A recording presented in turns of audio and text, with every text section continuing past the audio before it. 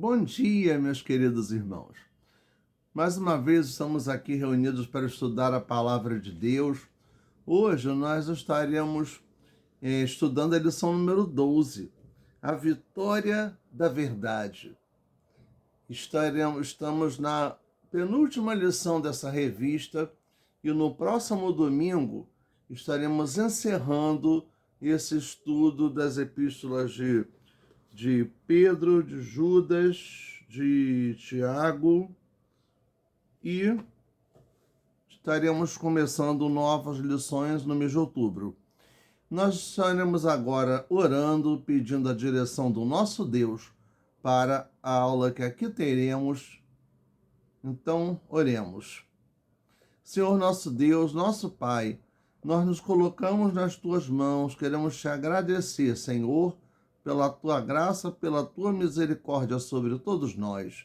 E te pedimos nesse momento, meu Deus, que tu possas nos dar a tua direção, a tua orientação, para que, ó Pai, o estudo que aqui será feito seja para a tua honra e para a tua glória, e seja, ó Deus, para o crescimento espiritual de todos quantos estiverem vendo e ouvindo.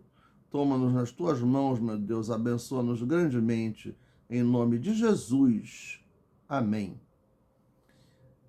A vitória da verdade. Nós vamos fazer a leitura na segunda carta do apóstolo Pedro, no capítulo 3, a partir do versículo 8. Este capítulo está falando sobre a vinda do Senhor, sobre a volta de Jesus. Então, leiamos aí. No versículo 5, né? Nos diz: eles voluntariamente ignoram isto, que pela palavra de Deus, já desde a antiguidade, existiram os céus e a terra, que foi tirada da água e no meio da água subsiste, pelas quais coisas pereceu o mundo de então, coberto com as águas do dilúvio. No versículo 7, mas os céus e a terra que agora existem, pela mesma palavra se reservam como tesouro e se guardam para o fogo, até o dia do juízo e da perdição dos homens ímpios. Agora, começando no 8, que é a leitura que foi sugerida, eu li esses anteriores para poder entrar no contexto daquilo que estamos estudando. Mas, amados, não ignoreis uma coisa, que um dia para o Senhor é como 1000 anos, e 1000 anos como um dia. O Senhor não retarda, não atrasa a sua promessa, ainda que alguns a tenham por tardia, mas é longânimo para convosco, não querendo que alguns se percam, senão que todos venham a arrepender-se. Longânimo significa paciente. Mas o dia do Senhor virá como ladrão da noite, no qual os céus passarão com grande estrondo, e os elementos, ardendo, se desfarão, e a terra e as obras que nela há se queimarão.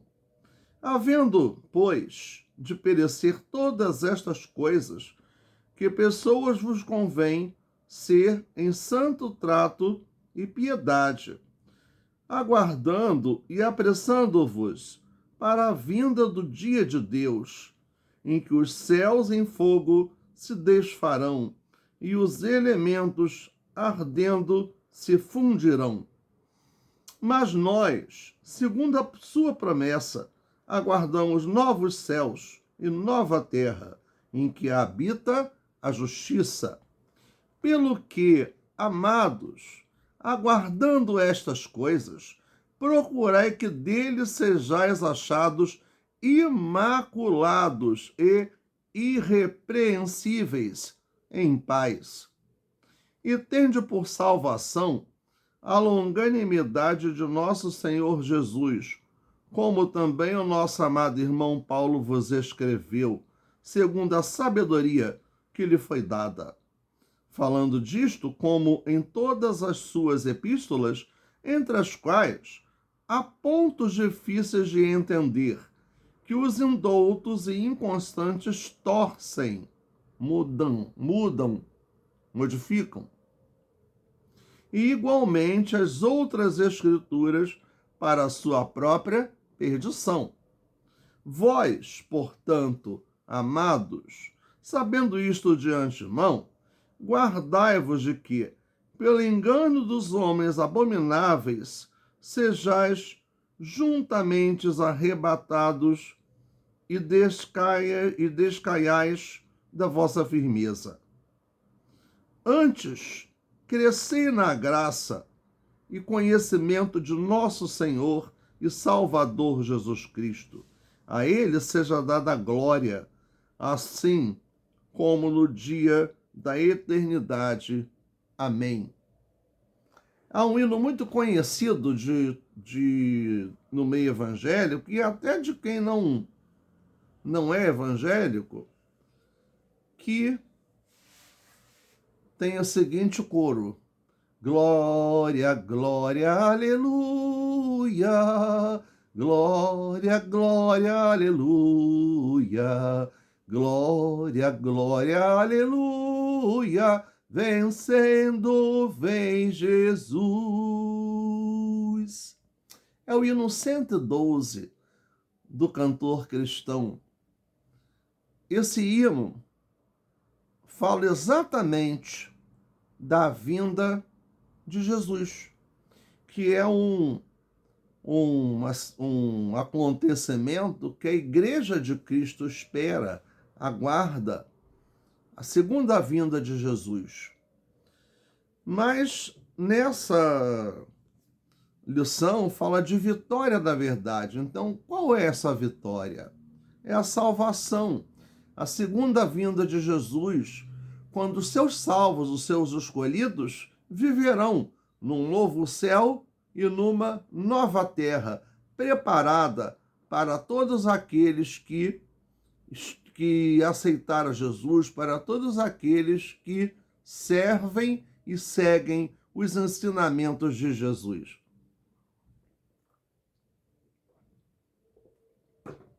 Então, ao falarmos da volta de Jesus, nós falamos da esperança áurea. A maior esperança do povo cristão é a vinda de Jesus, a segunda vinda de Jesus.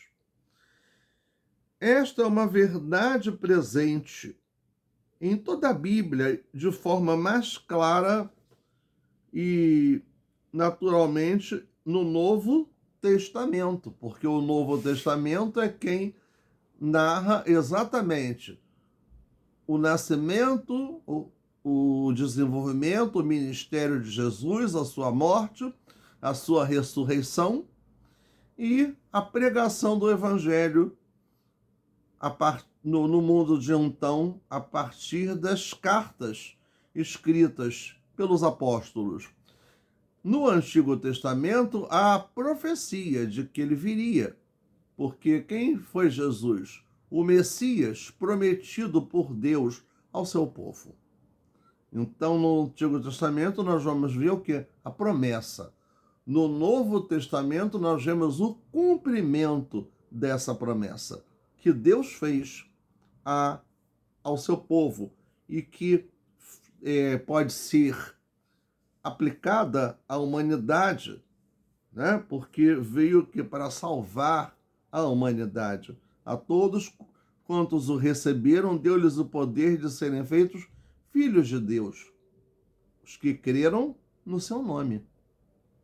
Então aqui nos diz: o Senhor é fiel e o dono do tempo e das eras, e tem o controle de todas as coisas, para cumprir fielmente as suas promessas. Por quê? Ele vai no tempo certo, no momento certo, vai acontecer essa volta de Jesus, que não foi revelada a ninguém.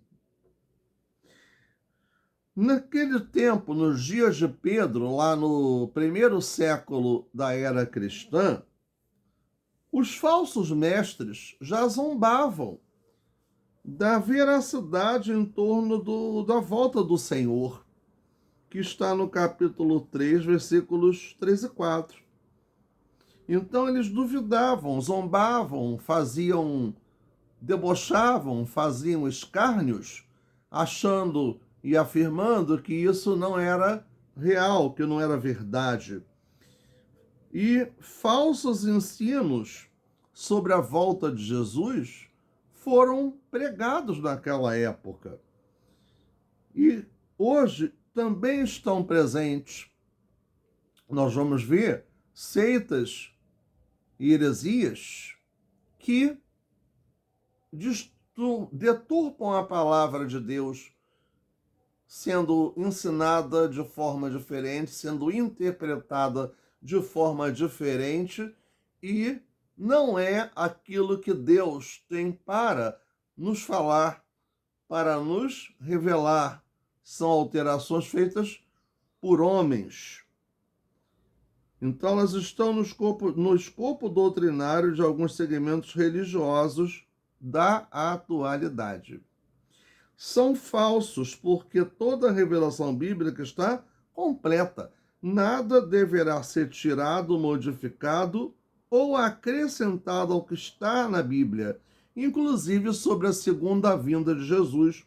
Esta vinda é certa, está sendo tratada também em Apocalipse 1, versículo 7. No primeiro tópico da lição, Jesus voltará, uma certeza. Jesus voltará, uma certeza. Isso aí é um tom afirmativo. Nós não estamos perguntando, estamos afirmando. Isso está baseado nos versículos 8 a 10 desse texto de 2 Pedro, capítulo 3, que acabamos de ler agora há pouco. Nos diz, existe a plena certeza da volta de Jesus, porém não há como afirmar quando isso acontecerá. Os não crentes questionam se ele realmente voltará. Os crentes perguntam quando ele retornará. Outros questionam o fato da aparente demora no cumprimento da promessa da segunda vinda de Cristo ao mundo. Então nós temos aqui enumeradas as características do cumprimento dessa promessa, baseada exatamente nos textos bíblicos, na verdade da palavra de Deus, e nesse texto aí que lemos. O primeiro, a demora é uma evidência da eternidade de Deus. Quando disse que para o Senhor 1000 anos são como um dia, isso significa que o tempo de Deus não segue a mesma escala, não tem o mesmo significado do tempo que a gente vive. Nós estamos vivendo o chamado tempo histórico, o tempo corrente, a contagem em séculos, em anos, em meses, dias. Então, esse é o tempo histórico. Diferente é o tempo de Deus. Para Deus, não há uma diferença para 1000 anos, que seria o quê? 1 milênio, 10 séculos, ou um dia, 24 horas, porque Deus é o Senhor de todas as coisas, o Criador do universo. Então não há essa diferenciação para Deus, mas há para nós, né? Isso bem claramente. Então Deus não pode ser culpabilizado por um pretenso atraso em relação ao retorno de Jesus. ou a uma espécie de adiamento em cumprir suas promessas. Sob a perspectiva divina, toda a criação tem apenas alguns dias. Ele não é limitado pelo tempo, o tempo que nós usamos, nem mede pelos nossos padrões. Nunca chega antes da hora, mas também nunca se atrasa. Pode realizar em um só dia aquilo que outros levaram 1000 anos para realizar. Ele espera o tempo próprio para o agir e o completa. Então, isso é uma característica. Tá? Essa demora evidencia, comprova o que é a eternidade de Deus.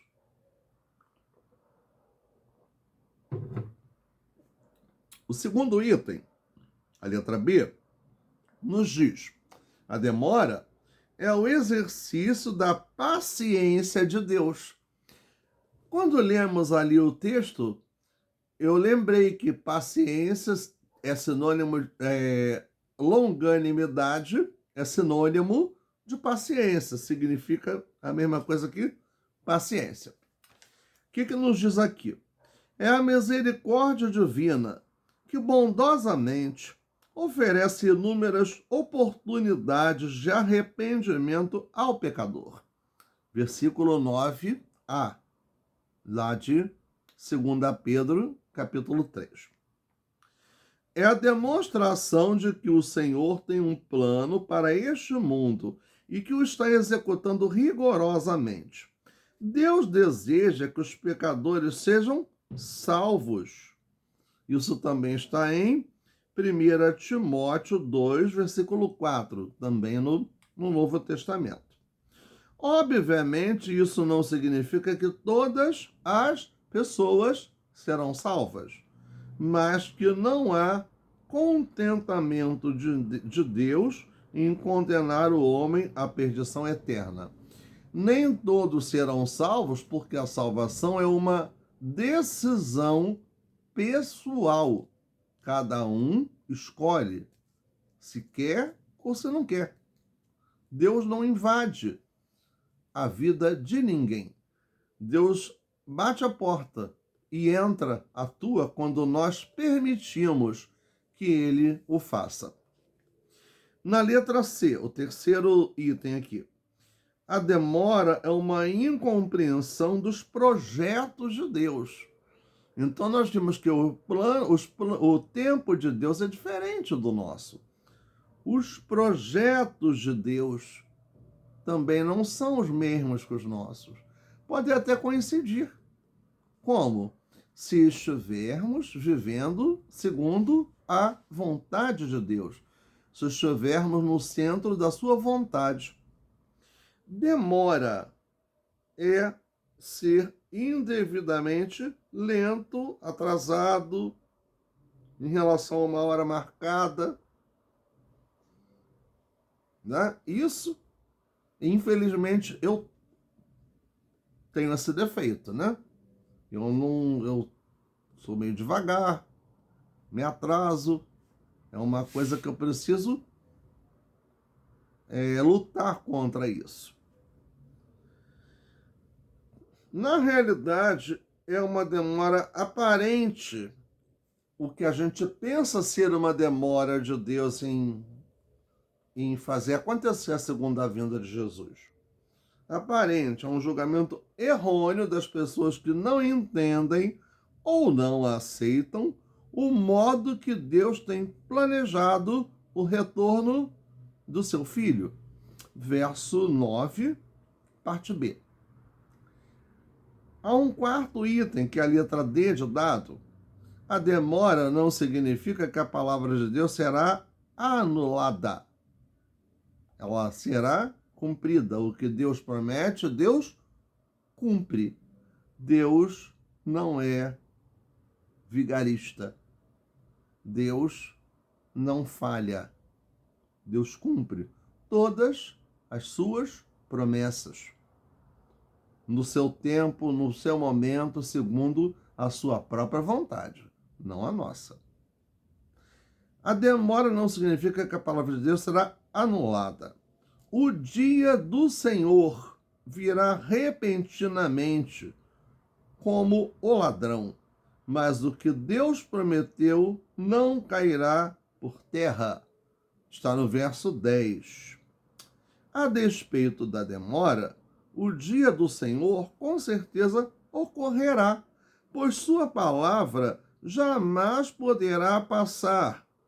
Mateus 24, de 29 a 35. No 35 diz: passará o céu e a terra, porém as minhas palavras jamais passarão. Quem disse isso? Jesus. Jesus, o Filho de Deus, foi quem disse isso. Está relatado no Evangelho segundo Mateus. Pedro fala em linguagem apocalíptica no restante do verso 10, buscando mostrar que a história caminha para um clímax, para um final surpreendente em termos do juízo de Deus, até mesmo sobre toda a criação, que seria o quê? O juízo final. A vinda de Jesus, a segunda vinda de Jesus será o juízo final da humanidade. O dia da vitória para quem? Para os salvos, para aqueles que resolveram aceitar Jesus, seguir a Jesus. Tá?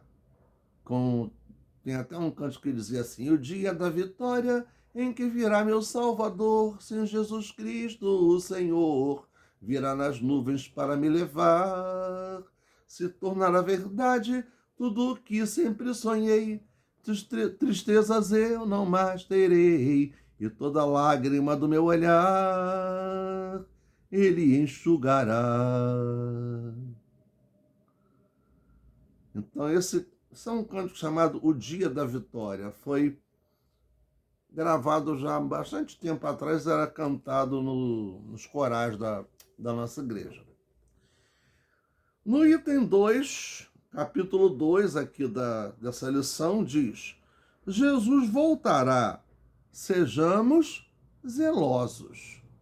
Zelosos, vigilantes, atentos. Isso está baseado nos versículos 11 a 14. O que nos diz aqui? Agora, estamos diante de uma séria reflexão. Que tipo de pessoas devemos ser? Como deve ser a nossa conduta? Somos aqui exortados a uma vida santa e piedosa. Verso 11. Assim percebemos a íntima ligação entre a crença na vinda do Senhor e o chamado para a santidade. O chamado para a santidade, uma vida segundo a vontade de Deus, uma vida livre da prática do pecado, de tornar o pecado uma rotina, uma coisa constante na nossa vida. Santidade, buscar a perfeição, procurar ser igual a Deus. Isso é uma busca, é um processo. Na verdade, nós só vamos atingir toda o clímax desse processo quando estivermos na glória do Senhor. Mas isso é uma busca constante, que faz parte da nossa vida. Enquanto estivermos nesse mundo, temos que procurar buscar a prática da santidade. Então vejamos, e piedosa porque ser santos, fazer a vontade de Deus, uma vida piedosa, praticar os ensinamentos de Jesus, o que Deus nos revelou através da sua palavra. Então, a vida piedosa é a prática da vida cristã. Assim percebemos a íntima ligação, nessa crença e no chamado para a santidade. O investimento de nossas vidas precisa ser naquilo que é eterno, demonstrado por um viver santo e piedoso. Faz parte da conduta do cristão esperar e apressar a vinda do Senhor. Esperar é aguardar com grande expectativa uma atitude de entusiasmo pelo retorno de Jesus. Portanto, uma vez que o mundo e suas obras se dissiparão e seus elementos se desintegrarão, não devemos colocar a nossa esperança nas coisas daqui, nas coisas materiais somente, mas somente no Senhor Jesus Cristo. As coisas materiais estão aqui para o nosso bem-estar, sim, mas elas um dia vão se acabar. E nós também não vamos viver a vida inteira nessa vida material que a gente tem. Um dia nós iremos. A palavra apressar significa acelerar, desejar sinceramente. Sem dúvida, a maneira mais contundente dos cristãos apressar o dia de Deus é proclamando o evangelho a todo o mundo e insistindo com as pessoas para que se arrependam e creiam na salvação que nosso Senhor e Salvador Jesus Cristo nos proporciona, nos oferece. Esse esperar diligentemente auxilia o cristão a aguardar os novos céus e a nova terra. Verso 13. Nos faz exultar no fato de que vivemos em um lugar no qual viveremos num lugar no qual habita a justiça. Portanto, não importam as lutas, os embaraços, as provações, privações e sofrimentos deste tempo. O cristão tem os seus aposentos preparados pelo Senhor. Está lá em João 14, 2. Vou preparar-vos lugar. Um lar onde habita a justiça, que está em Isaías 65, versículo 16b. Veja bem, Isaías está onde? No Antigo Testamento. Isaías é um dos profetas que falaram sobre Jesus, sobre o Messias, muito antes dele assumir a forma humana. Confiar nessa promessa torna mais fácil suportar as aflições que dominam o mundo presente. Isso não significa fugir da realidade, mas vivê-la, tendo em mente a sua transitoriedade. Que essa vida que aqui nós temos, ela é transitória, ela é passageira, ela um dia se acaba.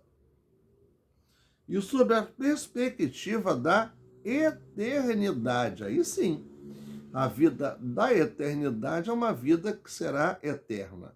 A vida material que nós temos, ela é transitória, ela é passageira, um dia nós vamos morrer. Né? Isso é uma coisa que faz parte da vida, do chamado ciclo vital que é falado pela biologia. Nasce, cresce, reproduz e morre.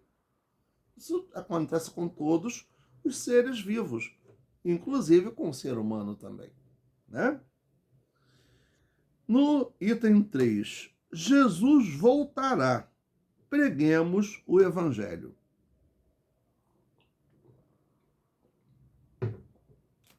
Aliás, o capítulo 3. Motivos não faltam a Deus para determinar já o julgamento do mundo, pondo fim à incredulidade, às mais ruins obras da humanidade. O motivo pelo qual ele não se apressa está no verso 15, que diz: tenham em mente que a paciência de nosso Senhor significa salvação, paciência, ânimo longo, longanimidade, é esperar tempo suficiente antes de expressar ira, evitando o uso prematuro da força ou da retribuição que surge de uma raiva descontrolada. Ou seja, Deus, em sua misericórdia, é longânimo, paciente para com o ser humano, dando repetidas oportunidades para que haja arrependimento e aceitação da verdade. Verso 9. Esse parágrafo aqui eu achei assim muito importante, ele que eu vou ler agora. Ele deixa para nós, de uma forma bem clara, o objetivo de Deus para a humanidade, o que a gente deve fazer como cristão. Vivemos o tempo da salvação, não do julgamento. Porque quem é que julga? Sou eu? É você? É o pastor? Não. Quem julga é Deus. Nesse caso, quem julga é Deus. Se formos ver sob a ótica jurídica, quem julga é o juiz. E quem é o nosso juiz? É Deus. Esse é o juiz de todos os juízes. É um juiz incorruptível, um juiz infalível, e do qual nós não podemos nos ocultar, porque ele vê e sabe de todas as coisas. A igreja precisa falar, os crentes precisam testemunhar da obra salvadora de Jesus. As pessoas precisam ouvir para crer. Está lá em Romanos 10, de 13 a 15. A igreja precisa ser diligente, eficiente em levar os perdidos até Cristo, sabendo que não podemos converter qualquer pessoa. Ninguém pode converter outra pessoa. Quem converte, quem convence do pecado, do arrependimento e da salvação é o Espírito Santo de Deus. Então, por que nós temos que estar buscando ao Senhor?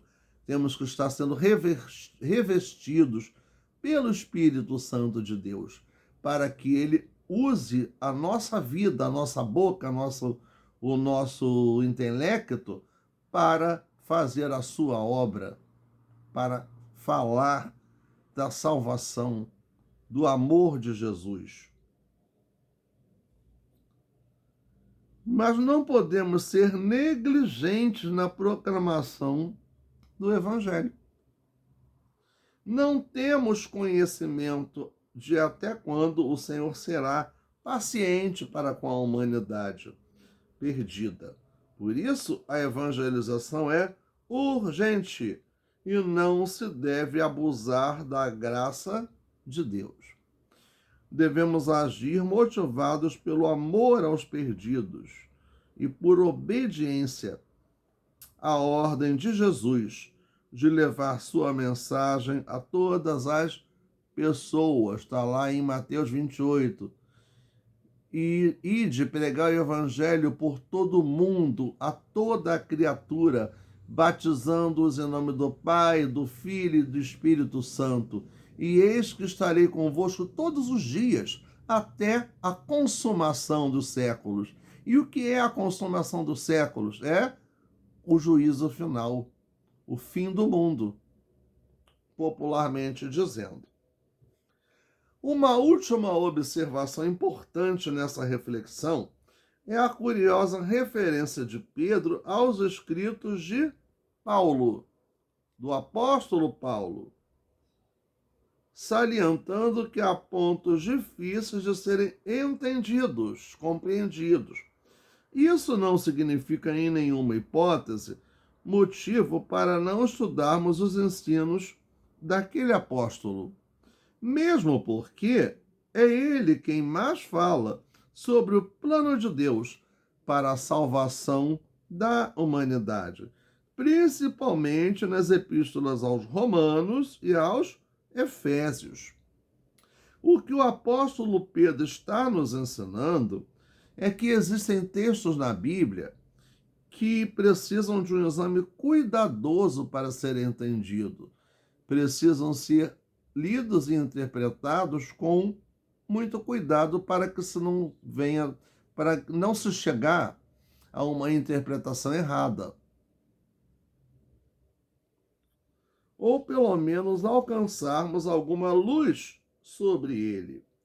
Assim, ele nos adverte sobre o perigo de uma interpretação equivocada que distorceria o significado das Escrituras e criariam doutrinas contrárias à palavra de Deus.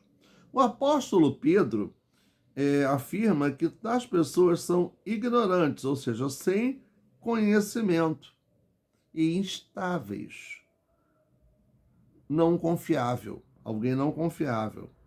Assim, devemos aceitar os ensinamentos das Escrituras e não tentar fazê-las dizer o que queremos, de interpretar a palavra de Deus ao nosso modo, à nossa ideia, fazendo com que ela traga uma mensagem diferente do seu propósito, do seu objetivo. Então, é muito importante tomar cuidado de nós não interpretarmos de forma errada e também não dar ouvidos a quem fala besteiras, abobrinhas, querendo usar a palavra de Deus para falar aquilo que ele mesmo quer dizer.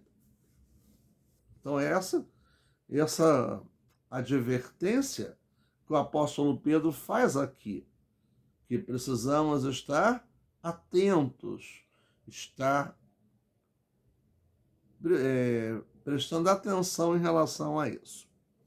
O 4º capítulo dessa lição nos diz: Jesus voltará, cresçamos na fé. Está baseado nos versículos 17 e 18. Aí pergunta-se, no início dos comentários desse capítulo, como permanecermos firmes, não sermos inconstantes e facilmente seduzidos, nem perdermos o rumo de nossa caminhada, buscando o Senhor, orando, meditando na palavra de Deus, pedindo que o Espírito de Deus nos instrua, nos oriente, nos revele o que Deus tem para nos dizer. A resposta aqui: crescendo espiritualmente. Comunhão, oração, leitura da Bíblia, testemunho. Tudo isso é o crescimento espiritual. Literalmente, o verso 18a quer dizer: estejam constantemente crescendo. Isso tem a ver com maturidade. Isso tem a ver com o processo de santificação que a gente precisa pôr em prática. Porque isso nos faz crescer espiritualmente, crescer na graça, no conhecimento do Senhor Jesus, ter uma fé firmada na rocha, inabalável, para que não seja destruída por qualquer heresia, qualquer mentira que venha a ser dita para nós. Maturidade é o que? Um crescimento. A gente adquire maturidade na nossa vida normal, na nossa vida material, à medida que o tempo passa. É triste pessoas que envelhecem e não criam maturidade, não desenvolvem a maturidade. E na vida cristã, a gente tem que ter maturidade, sim. Porque para que a gente estuda a Bíblia? Para que nós devemos ter uma vida de oração, uma vida de santidade, dar um bom testemunho? Para o crescimento espiritual. E o crescimento espiritual vai gerar essa maturidade espiritual que vai influenciar e muito na nossa vida, no nosso dia a dia. Um dos entraves para o desenvolvimento da igreja é a existência de cristãos que nascem, mas não crescem. Nascem, mas não crescem. Continuam bebês, emocional e espiritualmente. Muito importante mencionar aqui que o crescimento não é meramente o crescimento intelectual da Bíblia ou das doutrinas. Não é meramente. Esse conhecimento precisa acontecer? Sim. Sim, precisa sim. Mas não é só ele. O que nos diz aqui?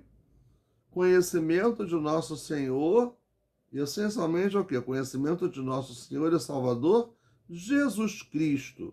E conhecer, o verbo indica conhecimento pelo relacionamento com alguém, com uma pessoa. Então, como que a gente pode ter esse relacionamento com Deus?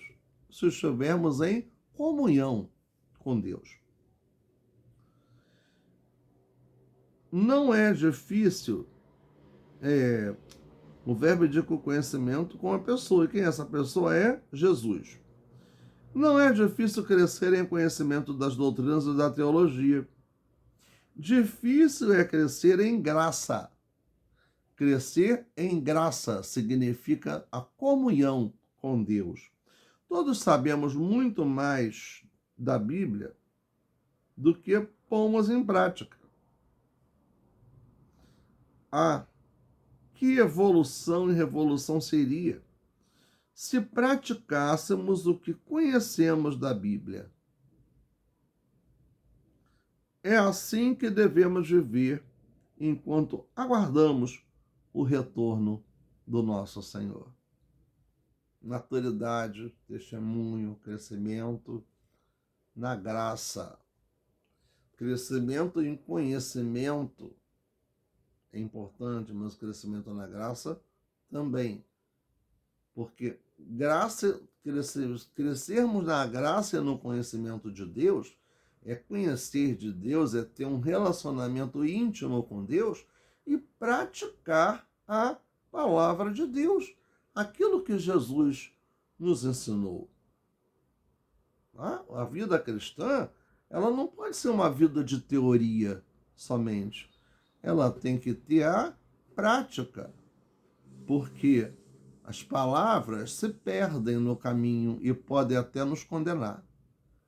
Mas são as nossas atitudes que vão mostrar para o mundo quem nós somos. É mais fácil a pessoa perceber quem nós somos pelo que a gente faz, pelos nossos procedimentos, do que só sair falando que é cristão, que é evangélico, que é de uma denominação ou de outra, que querer se promover. Porque no cristianismo, a glória, toda ela é de Deus. A glória não é nossa.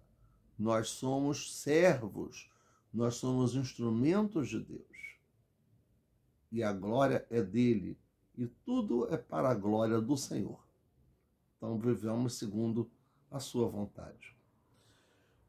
Aqui na conclusão da lição nos diz: ao terminarmos esses dois últimos estudos, um pequeno extrato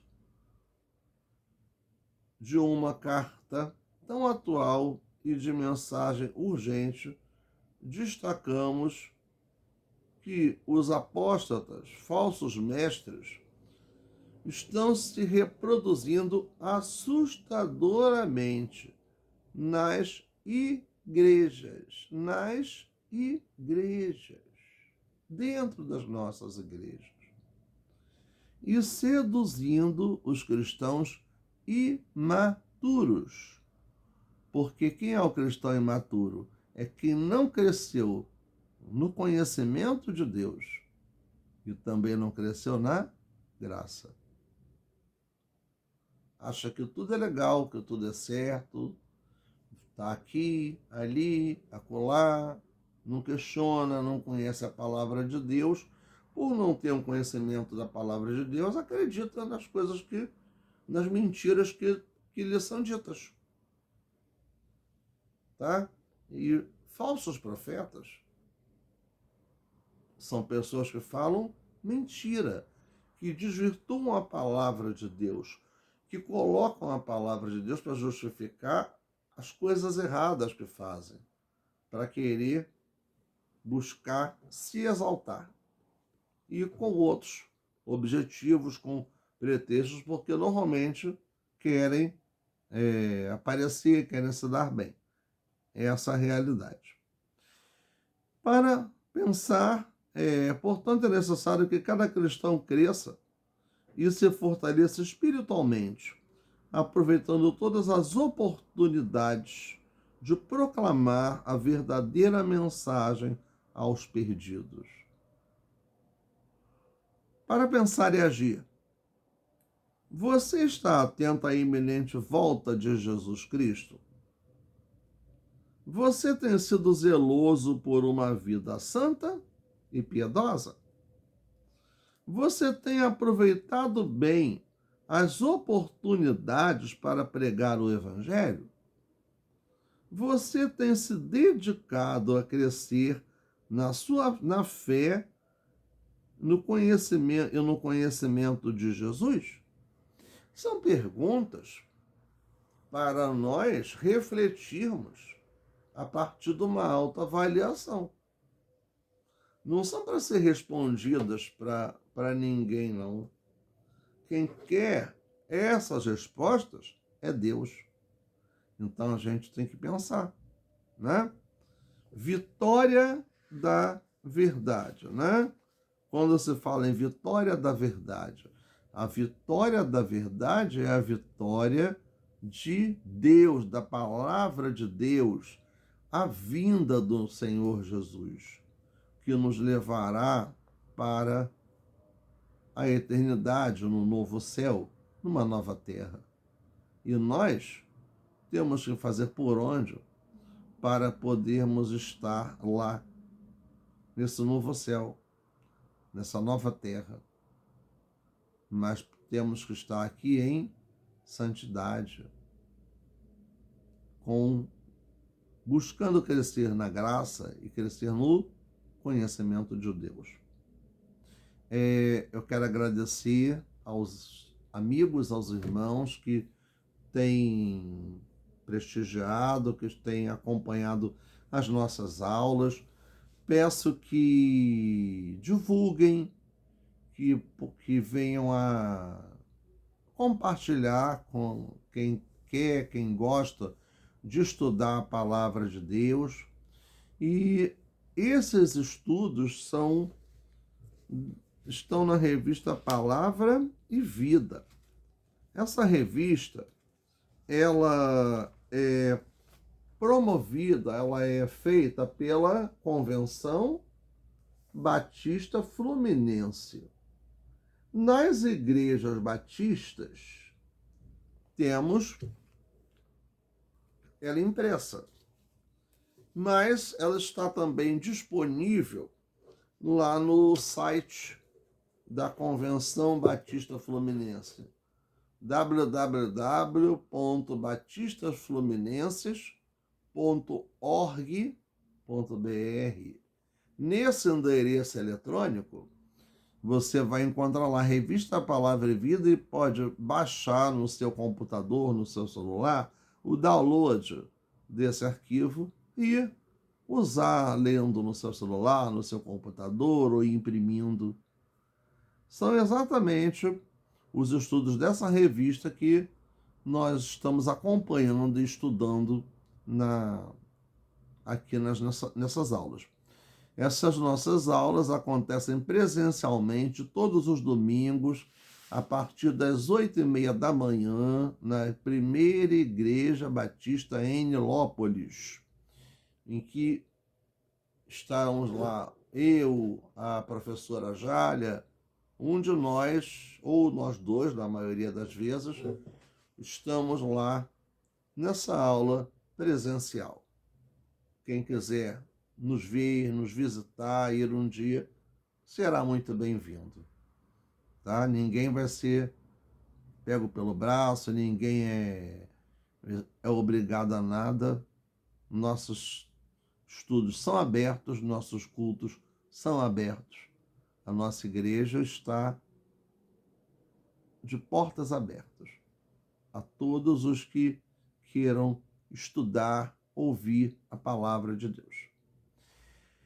E agradeço a atenção de vocês. Também quero lembrar dos nossos propósitos de oração, de orar pelo nosso país. Estamos a 15 dias da eleição no primeiro turno. E as coisas não estão tão simples, tão tranquilas. E nós sabemos disso. Portanto, oremos para que Deus tenha misericórdia do povo brasileiro e dê a direção ao que será feito. E principalmente nos dê sabedoria para escolhermos quem esteja à frente verdadeiramente comprometido com o que Jesus nos ensinou, com a justiça, com a lealdade, com a fraternidade. Que tenhamos sabedoria de poder ter esse discernimento, saber o que vamos fazer. Né? Também oremos pelas nossas famílias, pela nossa igreja, pela nossa classe, que Deus tenha misericórdia de todos nós, né? Esteja nos dando a sabedoria necessária para o nosso viver. Então nos diz aquele hino: já refúgio a glória eterna de Jesus, o Rei dos Reis, breves reinos deste mundo seguirão as suas leis, os sinais da sua vinda, mas se mostram cada vez, vencendo, vem Jesus. Glória, glória, aleluia. Glória, glória, aleluia. Glória, glória, aleluia. Vencendo, vem Jesus. E por fim, entronizado, as nações há de julgar, todos grandes e pequenos o juiz hão de encarar, e os remidos triunfantes em fulgor de cantar, vencido tem Jesus. Glória, glória, aleluia. Glória, glória, aleluia. Glória, glória, aleluia. Vencido tem Jesus. Que todos nós possamos cantar esses versos de coração, verdadeiramente, sabendo que estaremos com Jesus nesse novo céu e nessa nova terra. Muito obrigado por todos, tá? Estaremos agora orando, agradecendo a nosso Deus pelo estudo que aqui foi feito. Deus querido, muito obrigado pelo que pudemos ter aqui nesses minutos, meu Deus. Muito obrigado, Senhor, pela forma como tu pudeste me usar para a condução desse estudo. Muito obrigado, meu Deus, por aqueles que têm acompanhado, que têm visto e ouvido essas aulas, que têm ouvido da tua palavra. Meu Deus, tem misericórdia de todos nós, Senhor. Abençoa todos os nossos irmãos, os nossos amigos que têm acompanhado esses estudos, que estão seguindo as nossas aulas semanalmente.